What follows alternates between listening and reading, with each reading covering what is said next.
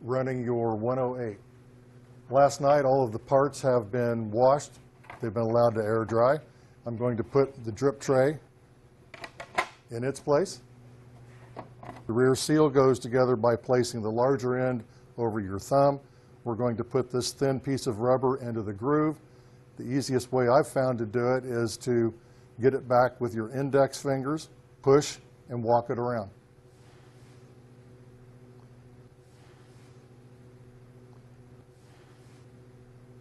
Next, I'm going to take our two scraper blades.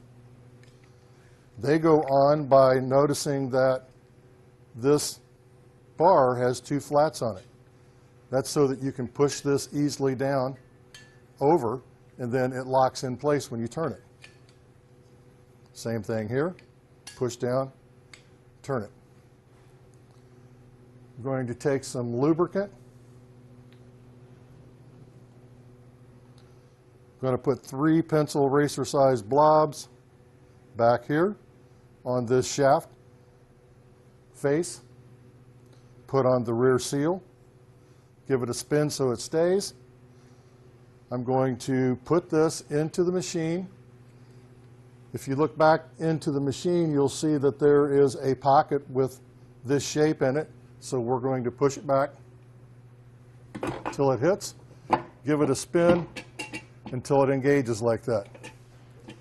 I like to push this to where the dasher's straight up and down. It makes it a little bit easier to assemble. Next thing I'm going to do is put the spigot housing together.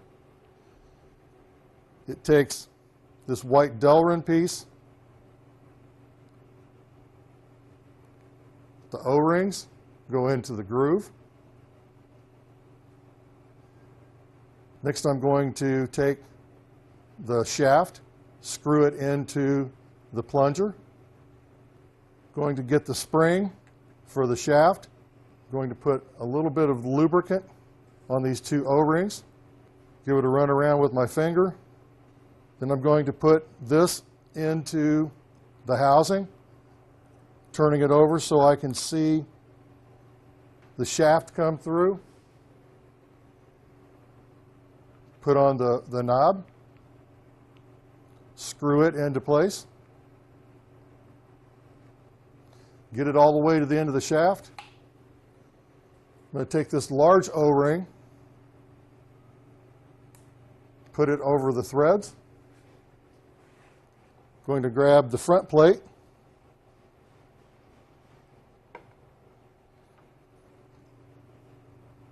want to put it on the opposite direction from this bushing recess in the front plate.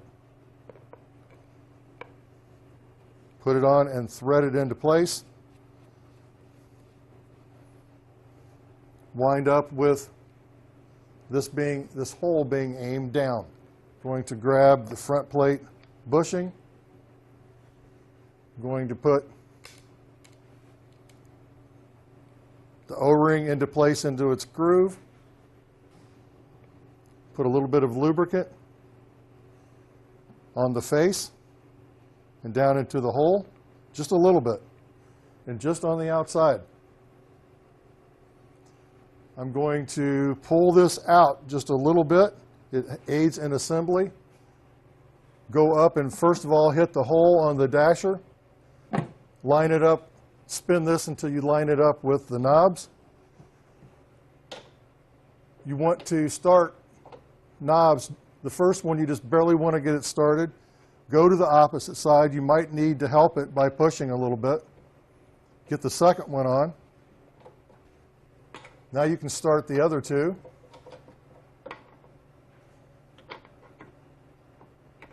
Opposite sides, go back and forth until you get it up good and snug. No lubricant went on this big front plate seal. Next, I'm going to take the restrictor tube, put its little O-ring on it, a little bit of lubricant. I'm going to drop it into the mix pan so it can get sanitized. This doesn't go into the inlet hole yet. Now it's assembled.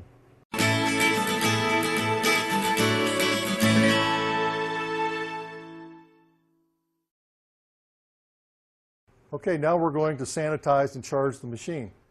We send this no rinse cleaner out with all of our machines. It works as a ½ ounce per 2 gallons or 1 ounce per 4 gallons. I have 4 gallons here. This little container is 1 ounce, so I'm going to put in 1 ounce.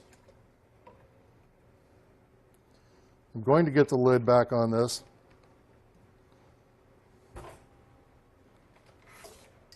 Take a whisk, stir it up. Okay, I have my mixed sanitizer here. I'm going to be using this cup to chase product out, so I'm going to sanitize this cup. I'm dumping the sanitizer in.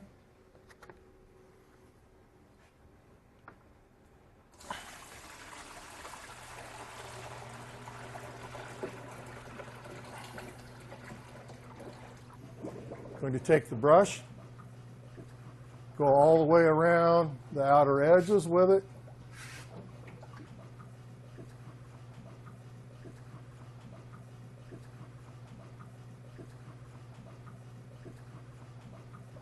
Then I'm going to go down through the inlet tube with the machine off. Okay, it took a minute, but I let the sanitizer bubble down into the barrel. I'm going to make sure the selector switch is off for the freeze. Just turn the dasher on. You can damage the plastic parts if you run it in the freeze mode when sanitizing. After letting this run for a minute, I'm going to shut the dasher off. And it'll take a couple of buckets, but I'm going to empty this out. I'm going to get a small container, put it on the drip tray. I'm going to take that sanitized cup that I have, and I'm going to hold this open and slowly pour mix all the way around the sides. Not very much on the sides. Come to the front of the machine and dump the rest. We're chasing the sanitizer out. You can't use water to do it. You have to use mix. So once it starts coming out the same color and consistency as what you're putting in, shut the spigot. There might be a little suds in this. Go ahead and do it until you get the suds out. A little bit won't hurt. If you mix it correctly, it's at 100 parts per million, which kills all bacteria. But just a little bit of it as residual won't hurt anybody. Then you go ahead and charge the machine. Fill it up with mix, leaving the restrictor tube out still. I'm going to grab the restrictor tube, put it down into the inlet hole. Okay, the machine's been charged. The restrictor tube is in place. The lid needs to go on. I'm going to turn the dasher on, and you're freeze.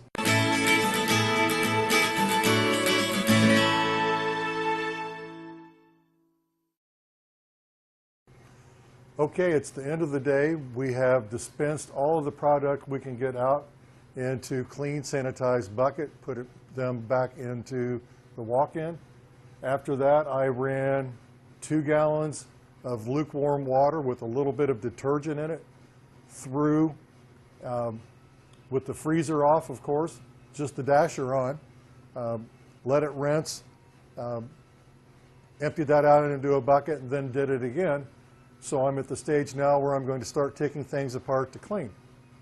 I need to get the lid off,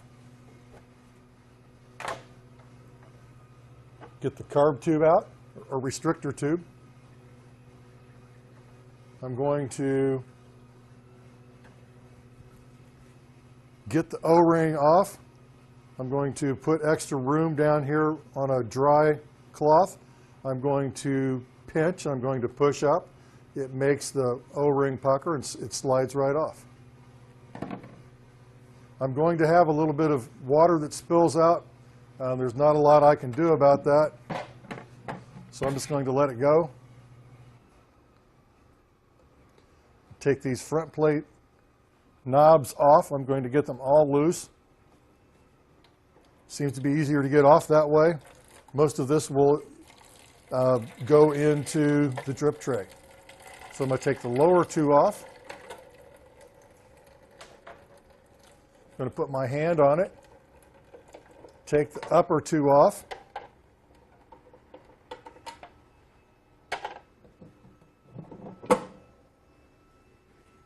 Going to grab onto the spigot, spin it, get it off, unthread it. I've got this off. I'm going to unscrew the knob.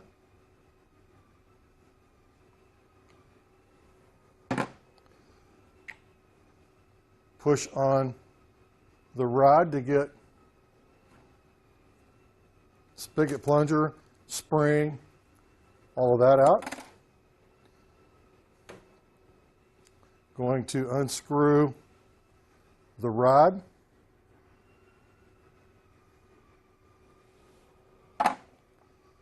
Going to get these two O-rings off. It'd be a little bit easier if you wipe off the lubricant that's on there. Go to a dry spot, again, pinch and push up, and it rolls off.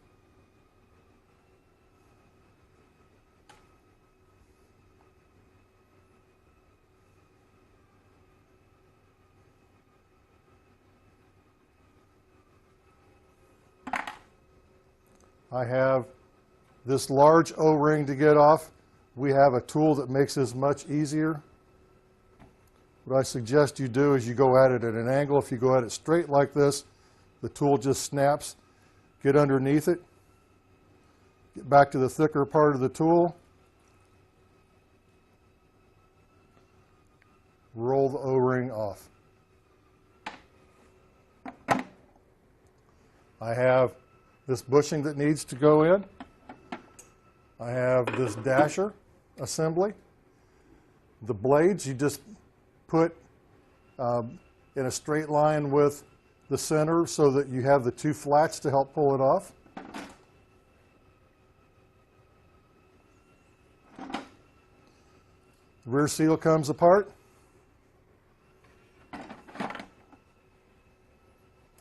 To get this rear seal apart, I'm just going to use a dry rag, grab onto the rubber, and pull it right off. You need to get mild soap and water and clean out the top of the machine, clean out the barrel. To get this O-ring off, just a smack on your hand, it comes off. All these parts go back into your kitchen. Wash them with a mild soap and or mild detergent and lukewarm water. Let them air dry, and they'll be ready for assembly the next morning. The knobs go. Drip tray goes.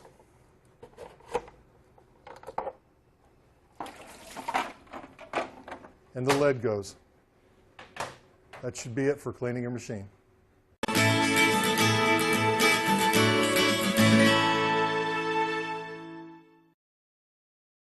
For the Model 108, our kit number 188393 covers several versions that we've made in the past.